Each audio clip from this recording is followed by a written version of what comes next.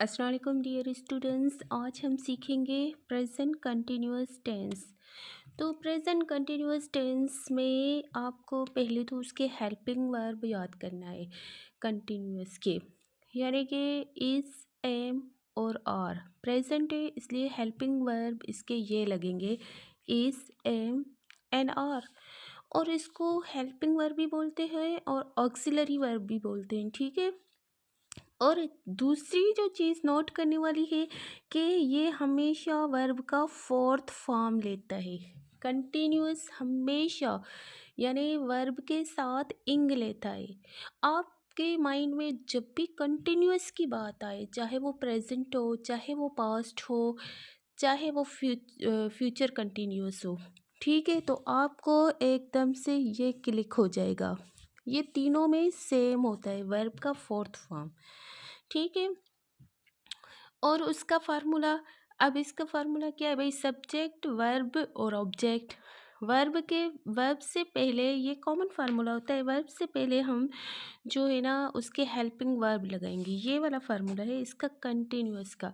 Subject, फिर is, M और जो भी अकॉर्डिंग टू द सब्जेक्ट उसके मुताबिक हम लगाएंगे, और वर्ब इंग वाला लगाएंगे। यानी इंग वाला वर्ब कैसे बनता है? वर्ब का फर्स्ट फॉर्म उसमें इंग लगा देंगे। फोर्थ फॉर्म भी वर्ब का बोल दे इसको, मगर आपको समझने के लिए, आपको याद करने के लिए, या आपको हमेशा जहन में बिठाने के लिए ये चीज़ करनी पड़ेगी भाई, वर्ब के साथ इंग लगती है। कंटिन्यूअस यानी जो काम है ना वो चल रहा है, कंटिन्यू है, अभी हो रहा है, ठीक है ना। तो इसमें हमेशा ये इसकी कॉमन निशानी है, सिंबल है इसका। चाहे वो आप जो है ना, मैंने जैसे आपको बोला था कि भाई कीवर्ड्स याद करने हैं, जैसे simple, continuous, perfect, perfect continuous. तो कंटिन्यूअस आपको उसका कीवर्ड याद करना है कि कंटिन्यूअस की हम जब भी बात करेंगे तो उसमें वर्ब का इंग फॉर्म लगेगा, यानी वर्ब के साथ इंग लगेगी। और वैसे हमें याद नहीं हो रहा तो हम फर्स्ट फॉर्म लिख के उसमें इंग ऐड कर देंगे, तो ये वर्ब का फोर्थ फॉर्म हो जाएगा, ठीक है। आगे बात समझ में, ये कॉमन जो है ना ये सिंबल है, चाहे प्रेजेंट कंटिन्यूस हो, चाहे पास्ट हो, चाहे फ्यूचर हो, तो कंटिन्यूस में मतलब इंग वाला वर्ब ही लगेगा, ठीक है। हो गया क्लियर? चलो इसके फार्मूले के ऊपर चलते हैं। सब्जेक्ट, इज, एम और फिर वर्ब इंग वाला और फिर ऑब्जेक्ट, ठीक है। अब हमने सब्जेक्ट को देखना है। आई है तो आई के साथ हमेशा एम लगेगा, वी है तो आर लगेगा, यू है तो आर लगेगा उसका helping verb, he, she, it है तो उसके साथ इज लगेगा, दे है तो आर लगेगा। अगर कोई नाम है, लड़की का हो, लड़के का हो, किसी का भी हो, तो फिर उसके साथ जो है इज लगता है। मगर मैंने आपको पहले ही बताया था कि दो नाम हो, जैसे सारा एंड अली, तो वो हमेशा अगर प्लूरल है तो उसके साथ आर लगेगा, ठीक है। हमने आसानी के लिए ये कर लिया, ठीक है। और यहाँ पर देखो वर्ब जो हम पहले फर्स्ट फॉर्म, सिंपल में फर्स्ट फॉर्म लगा रहे थे, अब यहाँ पर हम क्या करें?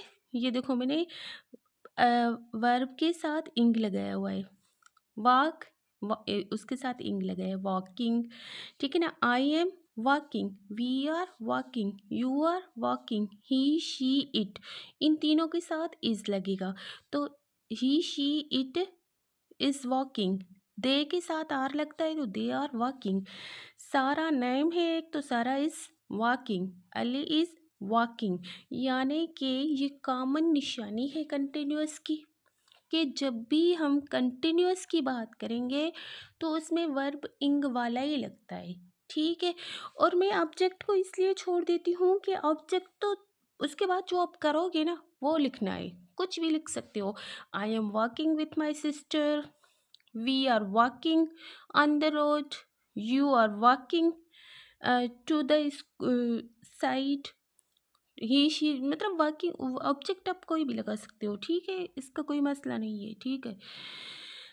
और अब देखो, I am walking, you are teaching, she is singing.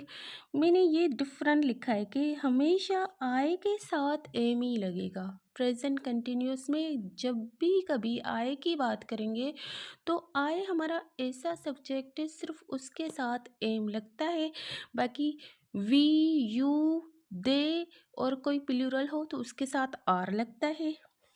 He, she, it और कोई नाम हो सिंगल किसी भी चीज़ का तो उसके साथ इज लगता है। ठीक है, हो गया क्लियर। अब चलते हम नेगेटिव। हम इसका नेगेटिव कैसे बनाएंगे? हम चलो नेगेटिव बनाते हैं इसका कि सब्जेक्ट वही हमारे हेल्पिंग वर्ब सब्जेक्ट के बाद। अच्छा, एक चीज़ कि सब्जेक्ट के बाद मेन वर्ब नहीं आएगा, ठीक है ना। मेन सब्जेक्ट और मेन वर्ब के बीच में हेल्पिंग वर्ब जो ऑक्सिलरी है वो आएगा, ठीक है। और ये हमें ज़रूर याद कर लें, तभी हमें समझ आएगा। यानी सब्जेक्ट अगर हम कंटिन्यूस की बात कर रहे हैं तो सब्जेक्ट उसके बाद इज़, एम, आर जो भी अकॉर्डिंग टू द सब्जेक्ट लग रहे हैं हम वो लगाएंगे, ठीक है। और उसके बाद नॉट और उसके बाद मेन वर्ब इंग वाला, फिर कोई ऑब्जेक्ट लगाओ। अब जैसे यहाँ पर पहले हम लिख रहे थे I am not working, he is not playing, you are not working. अगर हमें दोनों बनाने हैं नेगेटिव और इंटरोगेटिव तो वो आपको मैंने पहले ही बता दिया था कि भाई इंटरोगेटिव में तो इसमें बिल्कुल इजी है। इंटरोगेटिव यानी आई एम वॉकिंग लिखा ना, यहाँ पर मैंने सपोज करो आई एम वॉकिंग लिखा। अब सिंपल में तो हमें पता ही नहीं था कि उसके हेल्पिंग वर्ब कौन से हैं, तो हमने वो डू डज वाला सपोज में करके वो लगा दिए। मगर यहाँ पर अवेलेबल है, हमें मिला हुआ है, हमें हेल्पिंग वर्ब ऑलरेडी मिला हुआ है, तो हमने वो ही पुटअप करना है। जैसे आई एम वॉकिंग। अब ये जो हमें हेल्पिंग वर्ब मिला हुआ है इसको हम पहले लगा देंगे सब्जेक्ट से, तो ये हमारा इंटरोगेटिव हो जाएगा, ठीक है। जैसे I am walking, am, am को अगर यहाँ से निकाल दो, ऐसे करके एम को निकाल दो, आगे लगा दो तो फिर एम के बाद आई बचता है और वॉकिंग, ठीक है ना। इस तरह से कर लो। एम आई वॉकिंग, ये यहाँ पर मैं दिखाती हूँ, ठीक है। अगर ही इज़ प्लेइंग तो इज़ ही प्लेइंग हो जाएगा। यू आर वर्किंग तो आर यू वर्किंग। इस तरह से हमारे नेगेटिव तो आराम से बन जाती है। अब हमें दोनों करने के, नेगेटिव भी हो और इंटरोगेटिव भी हो, तो वो मैं आपको सिर्फ इस हिसाब से समझाऊंगी कि जब भी हम नेगेटिव करते हैं ना, जैसे आई एम नॉट वॉकिंग, तो सिर्फ इसका एम जो है यानी इसका जो हेल्पिंग वर्ब है उसको सब्जेक्ट से पहले लेके आओ, बाकी वही का वही रहे सेंटेंस, तो हमारा दोनों हो जाएगी। यानी नेगेटिव भी हो जाएगा और इंटरोगेटिव भी हो जाएगा। जैसे कि मैंने यहाँ पर किया है, am I not working, is he not playing, are you not working.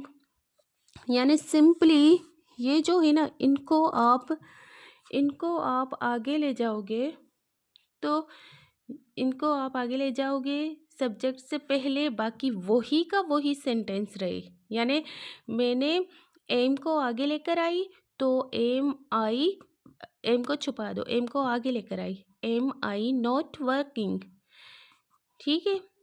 Is he not playing, are को पहले लेकर आए, आर यू नॉट वर्किंग। यहाँ पर जैसे am I not working, is he not playing, are you not working, ठीक है। अब नोट करने वाली कौन सी बात है, कंटिन्यूस ऑलवेज टेक वर्ब का फोर्थ फॉर्म। फोर्थ फॉर्म बोले तो मतलब कि हमारा इंग वाला फॉर्म। और भी मुश्किल हो या फोर्थ फॉर्म समझ में ना आए तो वर्ब का फर्स्ट फॉर्म जो है ना उसमें इंग मिलाने से ये फोर्थ फॉर्म बन जाता है। जैसे मैंने लिखा वॉक, ये फर्स्ट फॉर्म है, टॉक ये फर्स्ट फॉर्म है और उस पर इंग लगा दिया, तो अब ये हो गया वॉकिंग, इसमें इंग ऐड कर दिया तो ये हो गया टॉकिंग। अच्छा, बात ये होती है कि भाई अगर किसी फर्स्ट वर्ब में होता है जो ई लगी हो, तो ई और आई साथ में देंगे तो नहीं, ई को मिटा के जैसे मेक है, फिर इंग लगाएंगे। मेक है, अब मैंने जिससे आपको बताया ना कि वर्ब का फर्स्ट फॉर्म लिख के उसमें आई एन जी लगा दो। अब इसके साथ इंग लगाना है सपोज, तो अब ये तो इस तरह से हो जाएगा ना, तो ये गलत हो जाएगा, ठीक है। ये क्या है, गलत है। आपने मेक, इसकी ई काट के उसकी जगह पर इंग लगा देना है, तो हमारा फर्स्ट फॉर्म बन जाएगा। ये सिर्फ वहाँ पर रूल अप्लाई होगा जहाँ पर कोई हमारा फर्स्ट जो है ना फॉर्म वर्ब का उसमें ई लगी हुई हो। होप सो आपको जो है ना कंटिन्यूअस समझ आ गया होगा। और कंटिन्यूअस में बस दो चीज़ें याद करनी है, चाहे अगर प्रेजेंट कंटिन्यूअस हो, पास्ट कंटिन्यूअस हो, फ्यूचर कंटिन्यूअस हो, ठीक है। उसमें चारों में हेल्प जो इसका वर्ब मेन वर्ब होता है ना उसमें इंग लगेगी, यानी चारों में इंग वाला वर्ब लगेगा। तो कंटिन्यूअस जैसे ही माइंड में आओ तो ये चीज़ कर लो आप, ठीक है। और उसके बाद आपको उसके अकॉर्डिंग मतलब इज़ हेल्पिंग वर्ब लगाने। प्रेजेंट है तो हमने इज़ एम आर वो वाले हेल्पिंग वर्ब लगाने हैं। Okay, thank you students, hope so आपको प्रेजेंट कंटिन्यूअस समझ आ गया होगा।